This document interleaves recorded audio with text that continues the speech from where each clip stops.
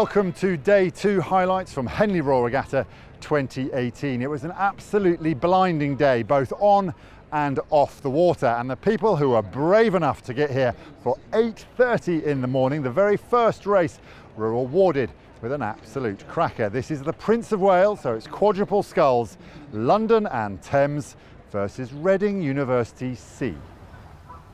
Attention! Go!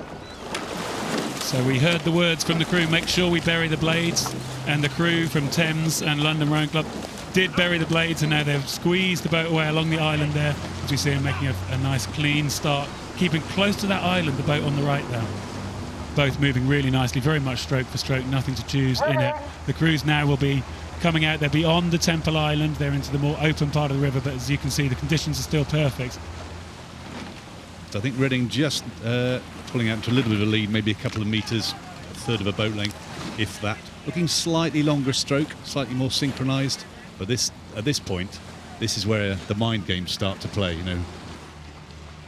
As the drone picture pulls out, I think the crews are absolutely neck and neck again.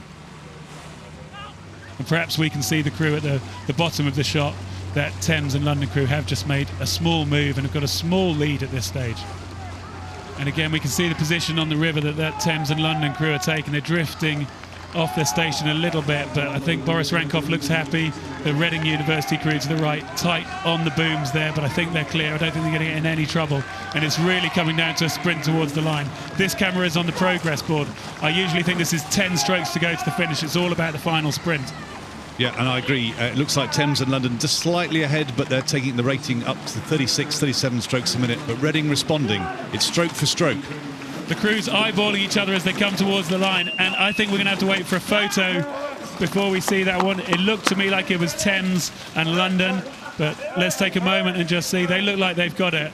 But what a fantastic race. First one of the day. And there we see the bows closest to us, the Thames and London boat, just getting it as they come over the finish. Now we move on to the Club 8, the Thames Challenge Cup, and there was a great deal to shout about if you were an Agecroft supporter today. 2 crews going. The B crew took on Lee first, and then a bit later on, Agecroft A took on the German club, Bonner Rüdiger-Gesellschaft. Go! Lovely to see the Coxes bracing themselves for the power that comes pouring down in this Lee crew as they make a nice tidy start and staying really tight to the island. I like to see that line. Yeah, they got away well. I wasn't quite sure they were going to, because their blade angles were all at different angles off the start, but the first 10 strokes were really effective. And they're trying to stay calm, they're trying to stay quiet in the Agecroft crew. Hard to tell quite who's getting the lead here. It's really side by side. Both 8s are into a race rhythm of 36 strokes a minute or so, both taking the same rate of striking. And if you look, it's a lovely comparison of the 2 strokes. Lee looking slightly more composed at this point. Well, I think this is what we train for all winter. This is what it's all about, being side by side with another crew. It's probably no more fun than being in an 8 where you're surrounded by people you've trained with all year, you've prepared with all year.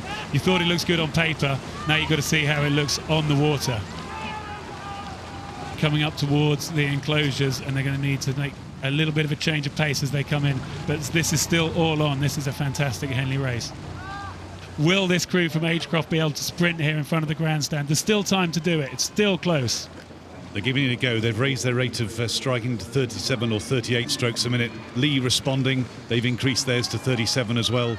Their lead is under a length, I would say, at this point, so it's really close. If Agecroft are going to do it, they need to move now. Well, this is the camera position on the progress board. It's only about 10 strokes left. It's the Lee still looking pretty composed. They've squeezed that length up, that lead up to about 3/4 of a length now. Yep, an extra couple of strokes, a little bit long, is making all the difference as they come into the finish. Well, we're seeing it coming to a conclusion. In front of us here, the orange kit of the Lee Rowing Club with 3/4 of a length lead ahead of Agecroft Boat Club B, who've given us a fantastic race, but confirmation of that win for the Lee Rowing Club in the Thames Challenge Cup.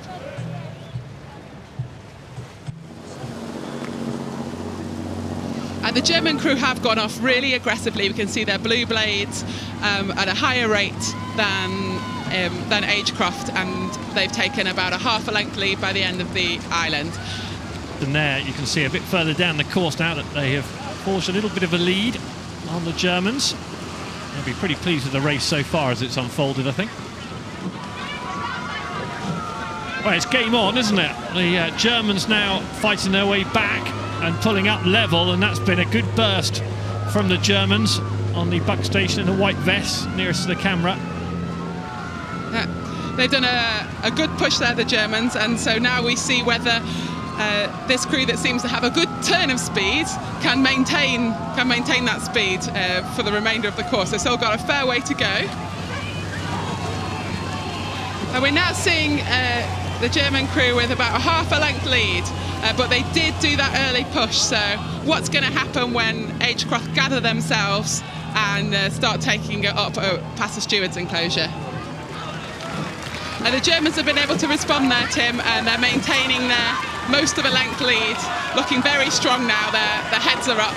And I think the Germans have got this one in the bag. Final few strokes in the Thames Challenge Cup heat. And the Germans over the line now.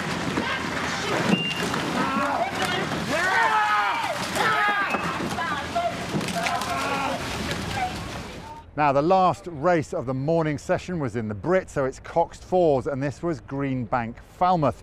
They were the first Cornish club to row at Henley Royal Regatta for 4 decades. This is them against Wallingford Rowing Club. Oh, amazing. This is a great race. There's about 2 feet in it, and the Cornish crew, the first Cornish crew to race at Henley since 1970s, taking the lead here and having about half a canvas head start. Absolutely nothing in this race. This is great. And this race is far from over. The Cornish crew's done a great effort to get out to maybe a slightly larger lead. But the Wallingford crew really, look at their backs, they really are accelerating the boat, really trying to get something into this. Just a little push now from Wallingford Rowing Club. They've decided enough's enough. They are. They're definitely a bit more lively, aren't they? They're taking more strokes per minute than the Cornish crew. This is going to be amazing for the crowd. Finish. Both crews really attacking. The Cornish crew taking less strokes, but more physical. And I think they may have done enough because the finish line is encroaching. We had that Wallingford burst, the push, just as they came in front of the regatta enclosure, but now in front of stewards, Cornwall have found something more. That's amazing. What a great result. First time for 30 or 40 years to come here.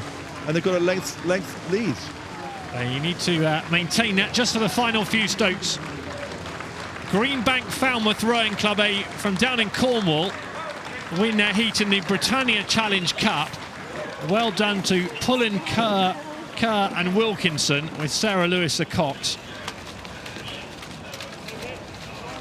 Winning at Henley comes down to more than just flat out speed. Strategy can be absolutely vital. We're going to look at 2 amazing races now. The PE Princess Elizabeth, so this is School 8's Brunswick versus Shiplake, and then a Diamond Challenge Sculls race between Nuno Mendes and Sam Bannister. 5 stone between them, and just look at this for a tactical masterclass. And it's going to be a close contest, this, Anna. Yeah, we certainly should expect some home support from Shiplake. Their friends and family will be out here, so let's see if that makes a difference for them in the middle of the race. So we're around about Fawley, that's the halfway mark, and Brunswick School are giving Shiplake a great race. And this is probably not what the Shiplake crowd want to see. I think Brunswick School slightly ahead at the moment. So now we're looking to see whether Shiplake can make a move. They can't afford to let Brunswick slip away. But Shiplake have not given up yet. And we've just seen a really gutsy push from Shiplake. They've stepped it up, a very aggressive move, and it's made a big impact. They might even have the lead now. Over 500 metres to go. What a drive from the Shiplake crew, Anna. And it's stroke for stroke. They're matching, their blades are going in and out exactly together, so it's who can do that distance per stroke, who can push the boat on furthest in the water. And Shiplake will have taken confidence from the impact that they've just made, and they've just stepped it up again. They're moving on again. And Shiplake are in the lead. The local school have taken just a canvas lead. Yep, some very mature racing, a big move at just the right time. We've seen too many crews leave it too late. Shiplet not do that. Then now they've got their heads up, they'll be able to see Brunswick School and they'll know that what they're doing is working and they just need to keep doing that. Heartbreaking for the school from Brunswick. They led that race so well up to the midway point and then Shiplake just sat back and just put the afterburners on. There's the back of Richard Adams, a 17-year-old in the bow seat. They must be loving this but hurting. Yeah. Brunswick looking a bit choppy now. I think they're feeling the pressure as Shiplake move further and further away to a more commanding lead. They're enjoying it. They can see their family. They've got about 10 more strokes to the line. So if you're watching this in Shiplake School, congratulations. Your boys are going to cross the line in the heat of the Princess Elizabeth. They take the race. Big shouts. They knew that was tough.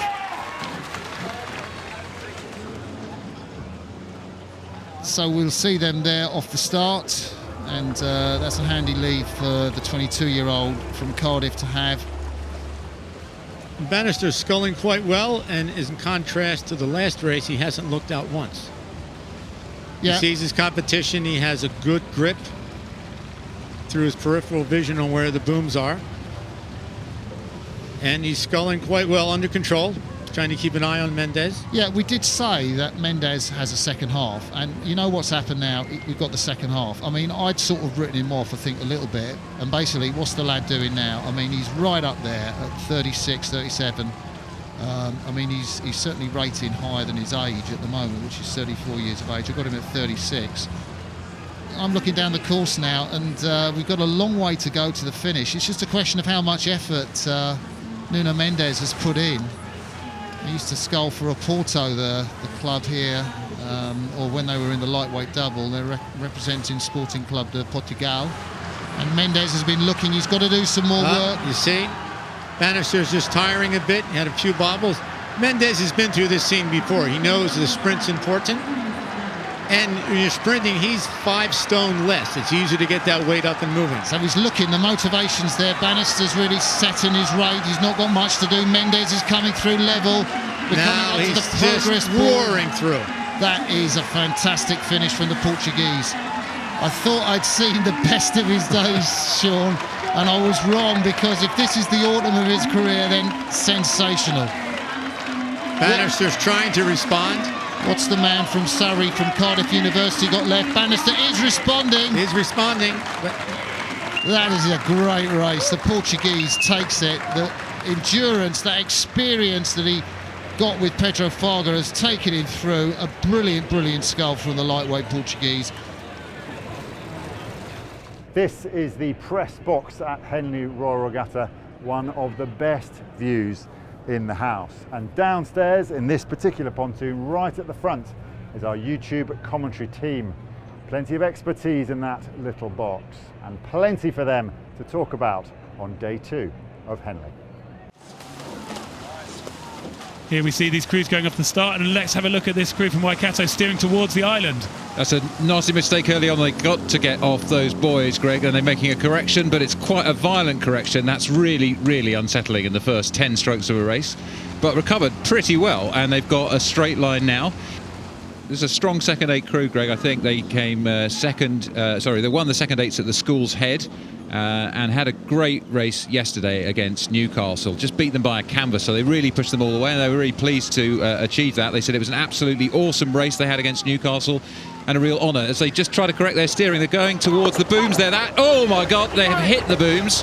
That's really upset them, and you can see all the oars on stroke side there have been impeded by that. None of the stroke side rowers can row. It's very hard to correct when you do that, but they got back and they're underway again. 2 local crews racing down this stretch. Upper Thames having to correct their steering early on, Sean. Look at that, they've hit the buoys. And they're coming right out towards Leander. The umpire's kept his flag down. I suspect because Leander are leading them comfortably at the moment. What do you think? Yes, absolutely. And they're having enough trouble as it is. So that's it for highlights tonight. I'm going to leave you from the nerve centre of our broadcast here in Henley. It's pretty simple. There's a screen, headphones and a microphone, and the best view of the best spectacle in the rowing world. See you tomorrow.